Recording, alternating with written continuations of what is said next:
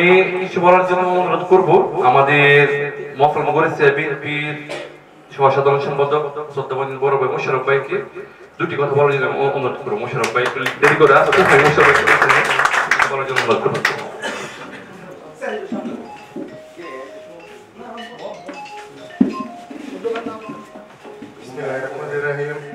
উপস্থিত আজকে সবার সম্মানিত ভারপ্রাপ্ত সভাপতি, প্রধান উপদেষ্টা এবং আমাদের দলীয় নেতৃবৃন্দ, আসসালামু আলাইকুম।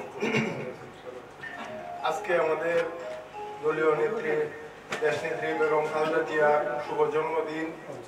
আমি তার সুস্বাস্থ্য কামনা করছি এবং আমরা মন ফাল্গুন বিএনপি যেভাবে সংগঠিত হয়েছি, আমার একটা আবদার থাকবে, যদি কারো কোনো মনের মধ্যে কোনো দ্বিধাদ্বন্দ্ব থাকে বা কমিটি নিয়ে বা এরকম কোনো আবদার থাকে, যারা নেতৃস্থানীয় আছেন, সভাপতি, সেক্রেটারি, প্রধান উপদেষ্টা, আমার মনে হয় এইসব জিনিসগুলি সবাই দায়িত্ব একটু আলোচনার ভিতরে এগুলি সমাধান করে নিজের ভিতরে কুন্দরগুলি আর থাকে না। দল আমি মনে করি আরো ভালোভাবে সংগঠিত হবে ইনশাআল্লাহ।